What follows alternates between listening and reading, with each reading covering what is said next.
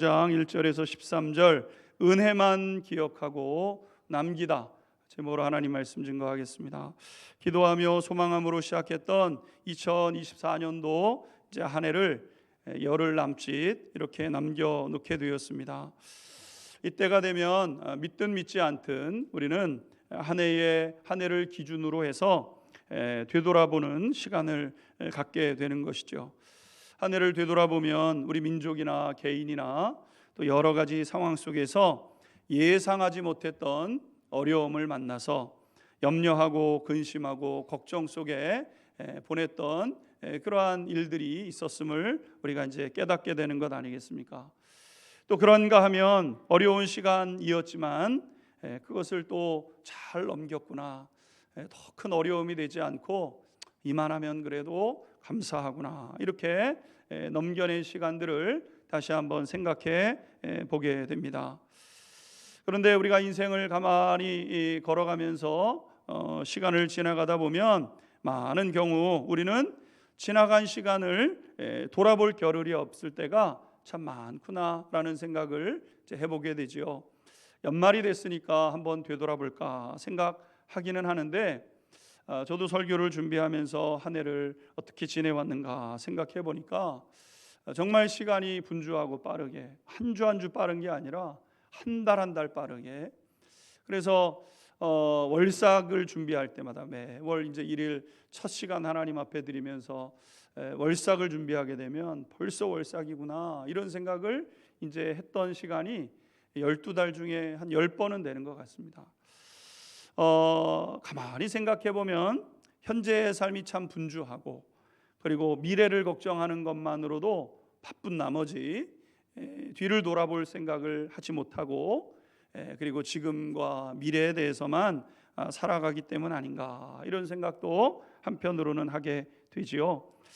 그러나 하나님은 우리로 하여금 때가 되면 과거를 돌아보라고, 그리고 그것을 정리하고 매듭져야 된다고 하나님이 말씀하실 때가 참 많이 있는 것을 보게 됩니다.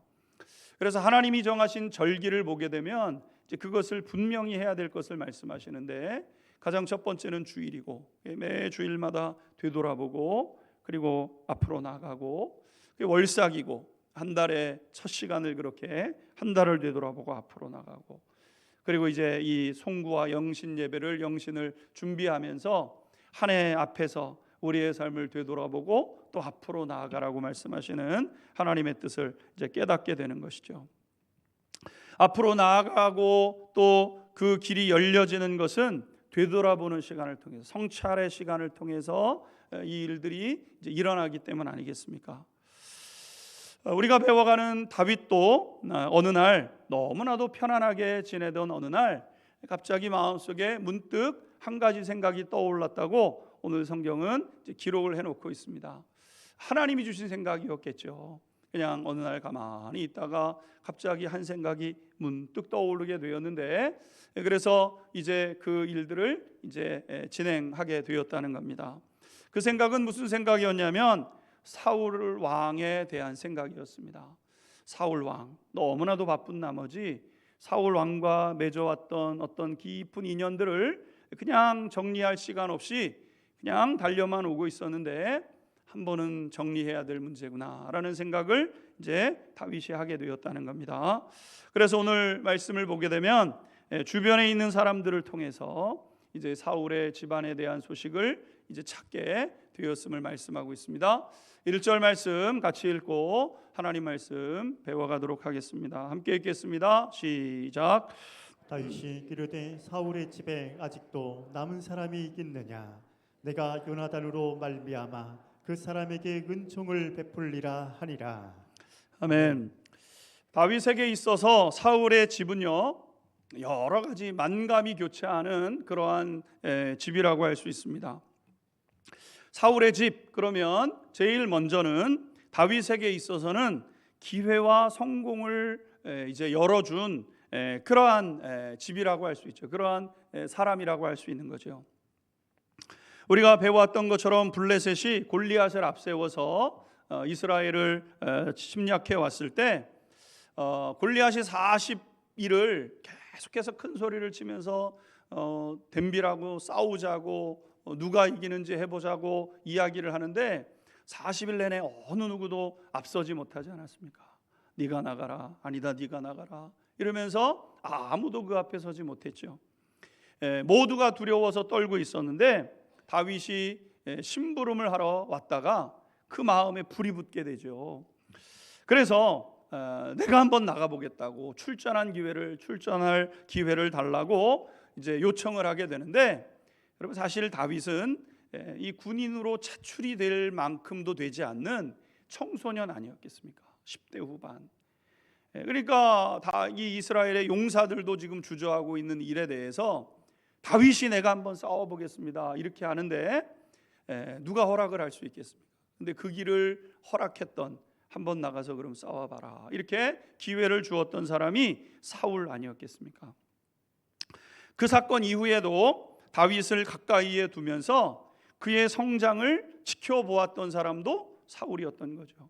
군대 장관으로 삼고 그 다음에 여러 가지 일들을 시켜보고, 그래서 다윗으로 하여금 성장할 토대를 마련해 주었던 것도 이제 사울이었던 겁니다. 그런데 이 생각보다 다윗이 승승장구하게 되면서 성공을 하다 보니까 이때부터는 또 다윗을 견제하기 시작했던 사람도 사울이었던 거죠. 나중에는 다윗을 죽여버려야 되겠다 이렇게 생각을 하고 다윗의 생명을 위협했던 그런 사람이 사울 아니겠습니까?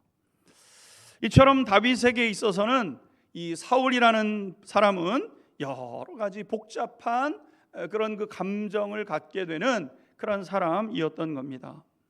때로는 부하와 군주로, 때로는 사위와 장인으로, 또 친한 친구의 아버지로, 또 아버지의 아들의 친한 친구로서 이 관계가 얽히고 설키는 것처럼 그렇게 되어 있는 것이 사울과 다윗의 관계였다는 것이죠.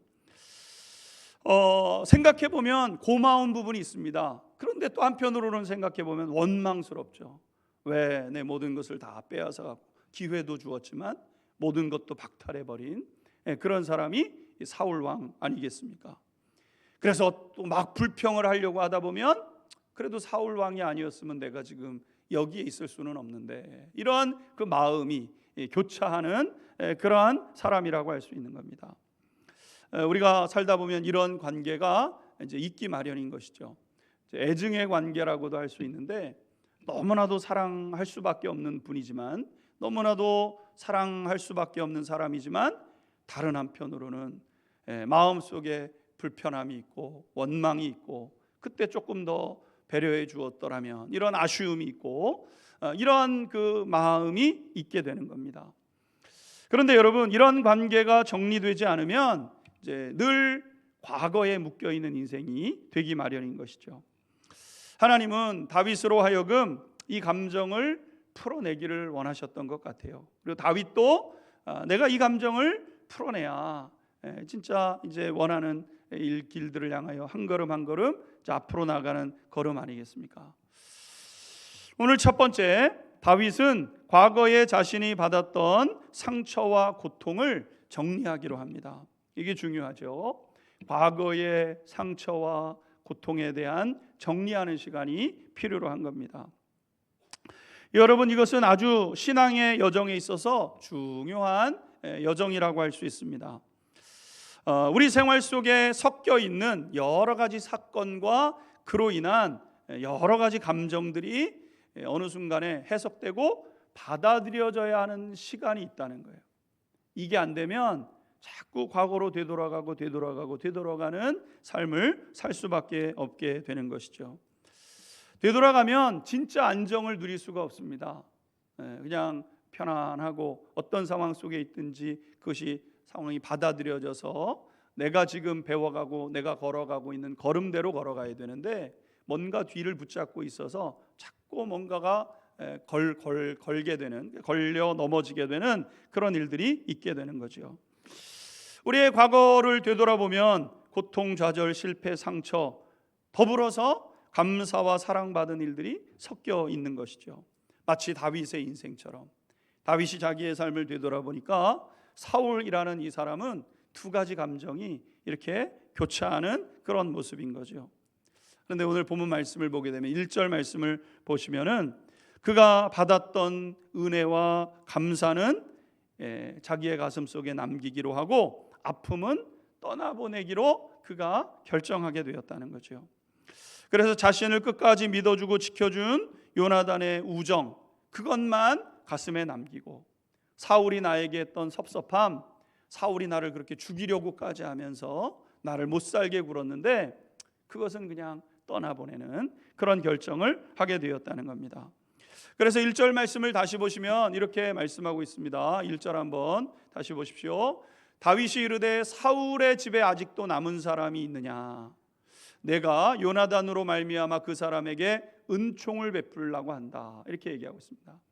사울의 집안에 누가 남은 사람이 있는지 찾아봐라, 이렇게 얘기를 했다는 거예요. 왜?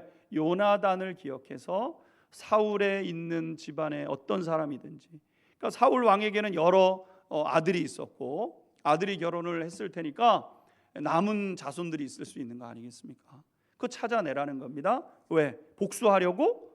내가 왕권을 가지고 있고 지금 그 왕권을 빼앗긴 그것을 아주 철저하게 짓밟아 버리려고? 그런 마음이 아니었다는 거죠.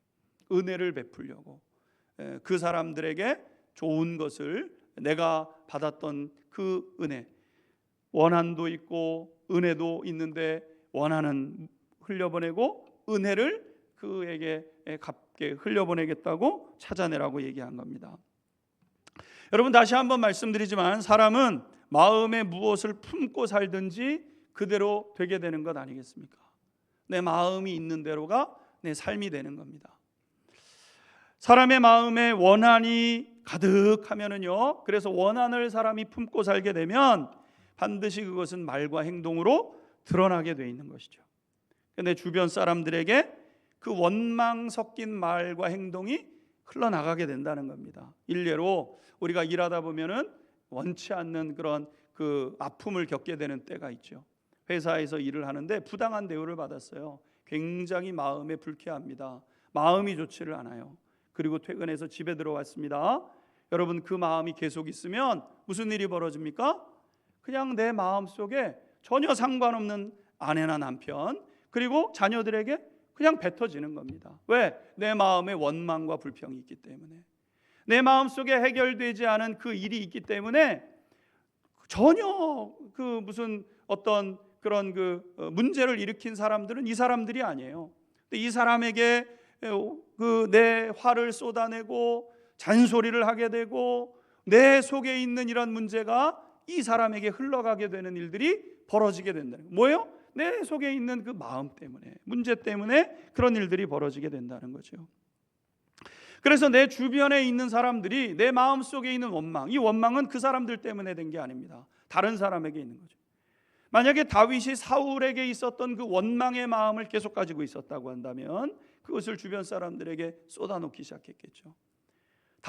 다윗에게 받았던 스트레스를 사울 왕이 막 주변에 있는 사람들에게 쏟아냈던 것처럼 그런 일들이 반복되는 것 아니겠습니까?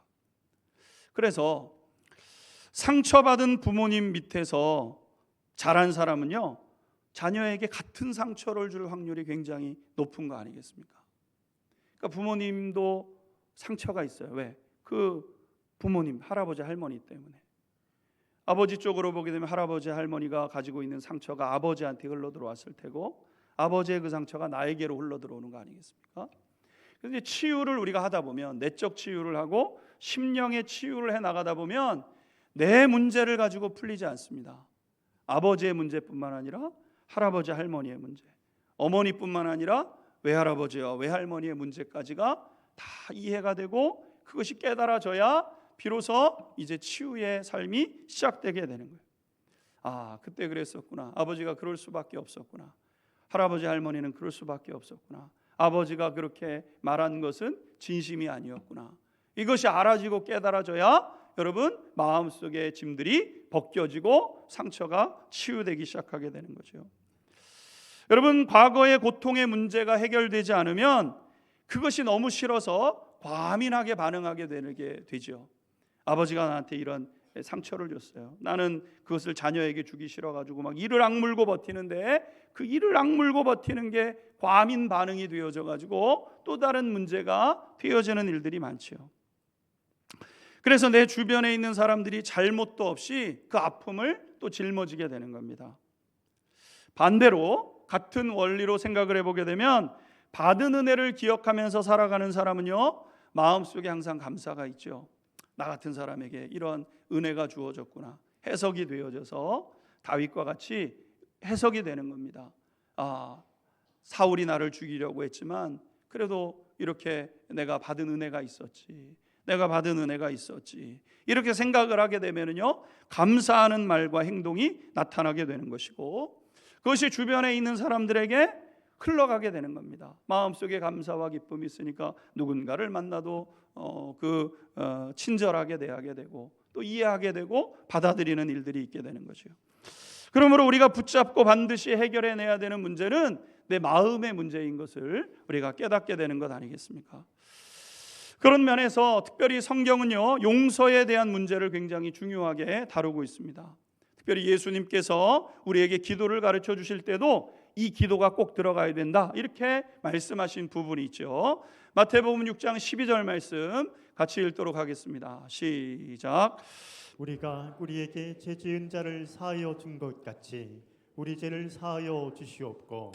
아멘. 예수님은 우리에게 기도를 가르쳐 주시면서 용서의 문제에 대해서 반드시 기도해야 된다, 이렇게 말씀하셨어요.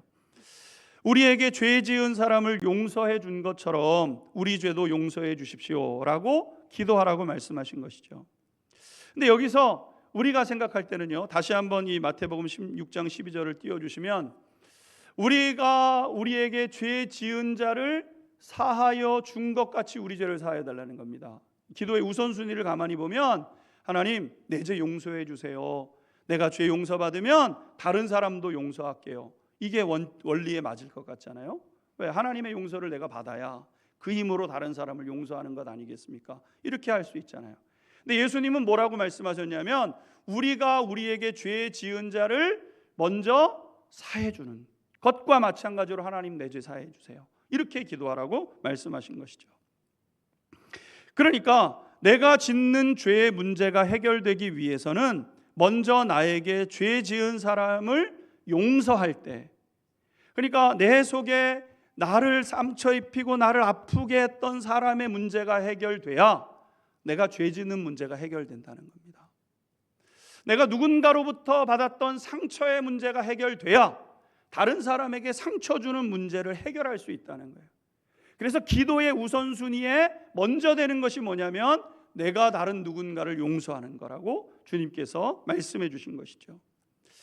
여러분, 나를 아프게 한 사람을 용서하지 못하면 그것이 내게 고스란히 남아서 누군가 나를 아프게 했어요. 아프다 아픈 것을 꽉 움켜쥐고 해결하지 않고 있으면요, 그것이 다른 사람에게 전해질 수밖에 없다는 것이죠. 그러기에 용서라는 것은 다른 사람을 풀어서 자유하게 하는 것이 아니라 내 영혼과 내 심령을 풀어서 자유하게 하는 것이 용서라는 것임을 말씀하는 것입니다.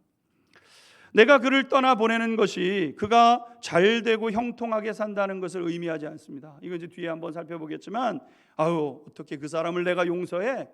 나는 그 사람을 용서 못해. 그 사람이 나한테 어떻게 했는데, 여러분, 우리가 이렇게 생각할 수 있죠. 그러나 여러분, 용서라는 것은 그 사람이 잘 되는 것을 의미하는 것이 아니죠. 여러분, 나에게 있어서 용서라는 것은 나에게 필요한 것이고 내가 앞으로 나아가는 힘을 얻는 것이 용서라는 것이죠. 그러므로 아무리 큰 고통을 준 사람이라 할지라도 붙잡지 말고 떠나보낼 수 있어야 됩니다. 그 사람을, 나에게 상처 준 사람을 그냥 온 힘으로 붙잡고 있으면 그것이 오히려 나를 괴롭게 하는 거예요. 오늘 보게 되면 다윗은 자신을 괴롭히고 심지어 죽이려고 했어요. 여러분, 정말 칼을 들고 막 쫓아다녔어요. 그 사람 때문에 일도 못하고 그 사람 때문에 모든 것이 다 망했어요. 그런데 다윗은 어떻게 합니까? 그 사람을 잊어버리고 대신에 자신에게 은혜를 베풀어 주었던 그의 아들 요나단을 생각해서 사울의 집안에게 은혜를 베풀려고 하게 되었다는 거죠. 다윗은 상처에 집중하지 않고 다윗은 은혜에 집중하게 되었다는 겁니다. 사랑하는 성도 여러분, 올 한 해를 되돌아보면서 우리의 과거에 받았던 상처, 고통이 성령 하나님의 돕는 은혜로 말미암아 우리 사랑하는 성도님들의 심령 가운데 씻겨지게 되어지고 우리 성도님들의 마음속에는 은혜와 사랑만이 남게 되는 복된 은혜가 있게 되기를 주님의 이름으로 축원합니다. 두 번째, 악인은 내 저주와 복수로 망하는 것이 아니라 하나님의 징계로 망하게 되어 있다는 거예요. 사울의 집안을 다시 한번 떠올려 보게 되면 사울이 온 이스라엘을 통치하고 군림하던 시간이 있었던 거죠. 사울이 다윗이 10대 후반에 부르심을 받아가지고 30대 헤브론의 왕이 되게 되는데, 그러니까 한 10여 년, 한 20년 가까이 됐겠죠. 지금 이 상황까지 이르게 될 때는. 그런데 한 20여 년 가까이 되는 이 시간들의 생활을 되돌아보니까 사울의 집안은 몰락해버리고 말았다는 거예요. 다윗을 죽이려고 막 그렇게 쫓아다니고 죽여야 되겠다 그래서 막 어쩔 줄 몰라서 도망을 쳤는데 되돌아보니까 사울의 집안은 내가 어떻게 하지 않았는데 몰락해버리고 만 거예요. 그리고 찾다 보니까 사울의 가문에는 한 사람 남았다는 거, 한 사람. 그것도 요나단의 아들. 그런데 안타깝게도 다리에 장애까지 입었어요. 얼마나 고된 삶을 살겠습니까, 여러분? 그러니까 여러분, 우리는 이것을 통해서 하나님이 모든 것을 얼마나 많이 바꾸시는가를 발견하게 되는 거죠. 하나님의 말씀에 불순종했던 사울은 그때는 잘 사는 것 같았어요. 너무나도 왕이니까, 아들들은 왕자고 자기의 권세와 권력을 가지고 더 많은 것을 얻는, 마치 대기업의 가문이 자녀를 낳으면 기업을 떼줘서 서로 도와가면서 여러분 부를 축적해가는 것처럼, 우리가 볼 때는 사울 왕이 그 아들들이 다 그 왕자니까 얼마나 잘 살고 복되게 되겠습니까? 그런데 돌아보니까 사울은 몰락해버렸다는 거예요. 반면에 하나님을 의지했던 다윗은 고난이 많았지만 놀라운 복을 받고 한 20여 년 그 어간에 25여 년 사이에 완전히 뒤바뀌어 있는 모습을 발견하게 된 거죠. 여러분, 악을 행하는 자, 악한 말을 하고 상처를 주는 사람에게요, 내가 복수할 필요가 없습니다. 복수는 공의의 말씀에 따라서 하나님의 천사들이 다 행하게 돼 있어요. 하나님께서 떠나심으로 그의 집에 임했던 복이 떠나게 되고 저절로 복수가 이루어지게 되었다는 것 아니겠습니까? 여기서 우리는 중대한 사실 하나를 발견하게 되는데, 말씀을 무시하는 사람은요, 말씀을 순종하는 사람의 적수가 되지 못한다는 거예요. 그러니까 사울은 잘 사는 것 같았어요. 권세도 있었어요. 말씀을 어겼어요.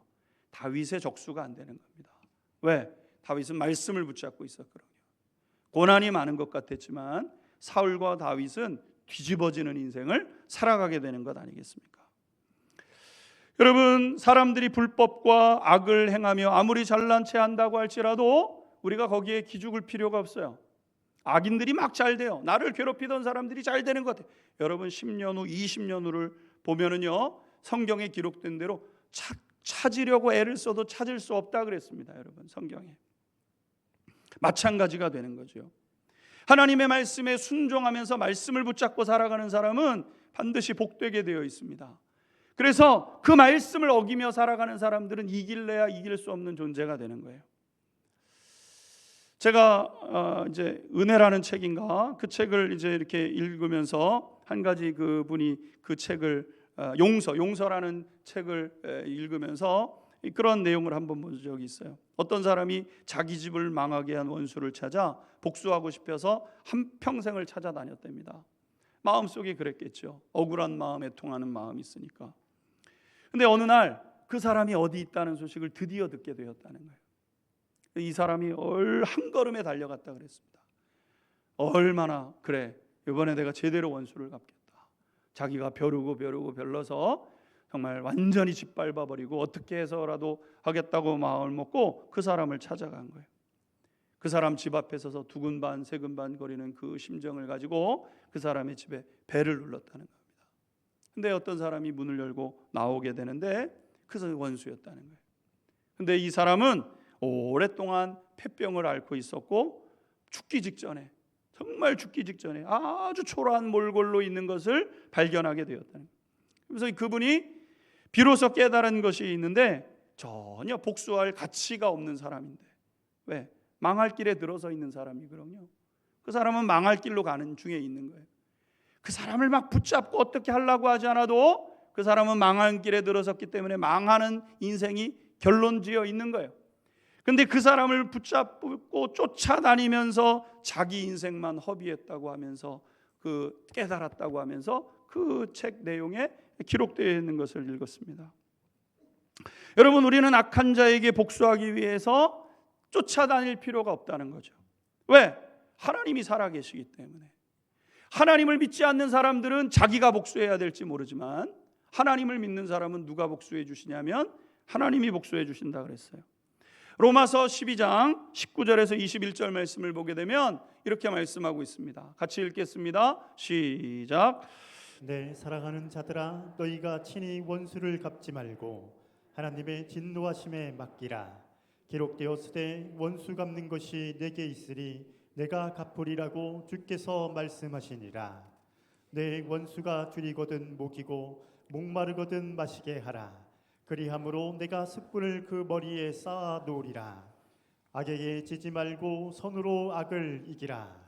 아멘. 19절 말씀을 다시 보시면 너희가 친히 원수를 갚지 말고 하나님의 진노하심에 맡기라, 이렇게 말씀했습니다. 하나님께 맡기라는 거예요. 원수 갚는 건 왜? 하나님 살아계시니까, 하나님께서 갚으실 테니까, 너희들 신경 쓰지 마, 내가 할 테니까 하나님 말씀하신 거예요. 근데 여러분, 이 말씀은 대충 우리가 이해가 되는데 20절 말씀을 보게 되면 이렇게 되어 있습니다. 내 원수가 줄이거든 먹이고 목마르거든 마시게 해주라는 거예요. 나를 그렇게 못 살게 굴고 무슨 일만 있으면 나를 못 잡아먹어서 그렇게 괴롭히던 그 사람에게 배고프다 그러면 먹을 거를 주고 목마르다 그러면 마실 거를 주라는 거예요. 하나님 이거는 못합니다 그럴 수 있죠. 근데 하나님 하라는 거예요.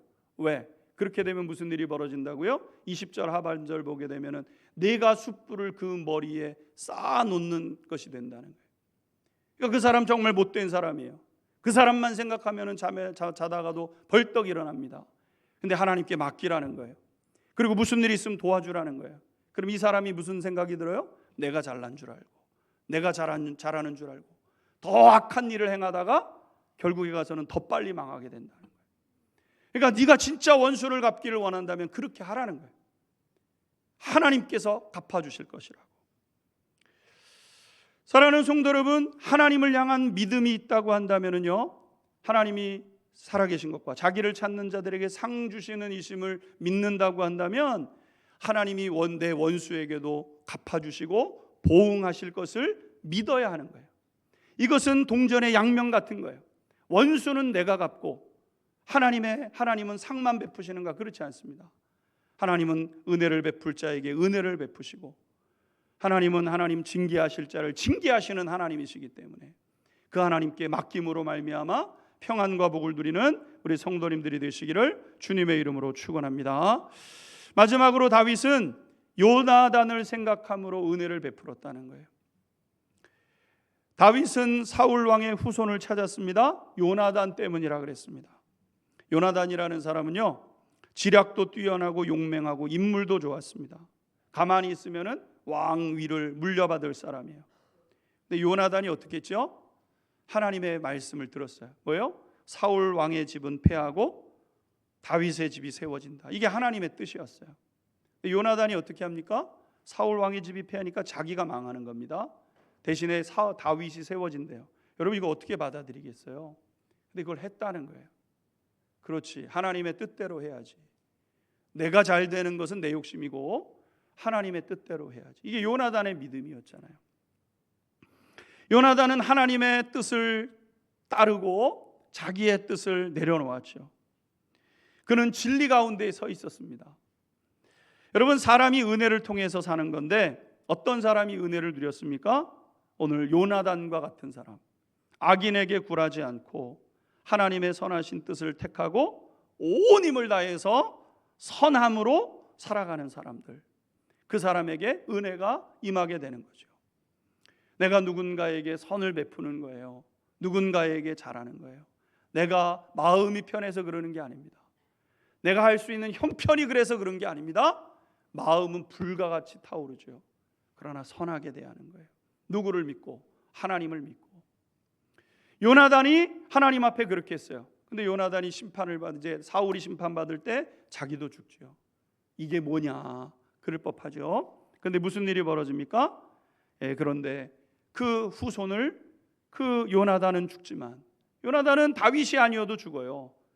하나님이 심판을 사울의 집안에 명하셨기 때문에 그는 이 세상에서는 복을 누릴 수 없는 형편에 있어요. 하나님이 복을 주시는데 다윗에게 복을 주시기로 하셨어요. 하나님 편을 택했어요. 그랬더니 무슨 일이 벌어졌습니까? 9절과 10절을 보게 되면 다윗이 사울의 종의 시바의 것을 도로 취해서 요나단의 아들 무비보셋에게 돌려주라 그랬어요.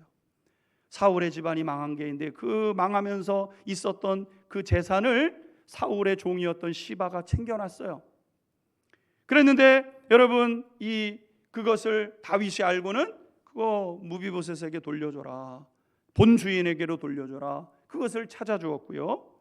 그리고 11절 말씀을 보게 되면 왕궁으로 들어오게 해서 자기 아들들이 먹는 한 자리에 무비보셋을 두고 왕자처럼 자기 아들처럼 무비보셋을 대해주게 되었다는 거죠. 여러분, 은혜를 입기를 원한다고 한다면 선하게 살아가셔야 돼요. 선한 마음으로 살아가야 돼요. 어떤 사람은 막 그냥 일부러 악하게 생각하는 사람들이 있어요. 여러분, 복되지 않습니다. 선하게 여겨주는 거예요. 그 사람도 이유가 있겠지. 그 사람도 그러고 싶어 그런 거 아니겠지. 선한 마음으로 대할 때 그 마음 가운데 하나님이 주시는 은혜와 복이 임하게 된 거죠. 그러므로 사랑하는 성도 여러분, 하나님이 기뻐하시는 일들만 선택해가는 우리 성도님들이 되시기를 주님의 이름으로 축원합니다. 하나님이 기뻐하시는 일을 선택하면 은혜가 임하는 거예요. 은혜. 무비보셋과 같이. 여러분, 다리를 절름절름 절면서 남의 집에서 살던 사람입니다. 신분을 회복시켜주고 재산을 회복시켜주고 그를 복되게 누가 합니까? 다윗이. 누구 때문에? 요나단 때문에. 요나단의 그 마음을 생각하고 다윗이, 하나님의 마음을 품었던 다윗이 복되게 한 거죠. 바라기는 우리 안양중학교의 모든 성도님들마다 다윗과 같이 이 마음으로, 또 요나단과 같은 그 마음으로 하나님이 약속하신 은혜와 복을 누리며 서가는 성도님들이 되시기를 주님의 이름으로 축원합니다.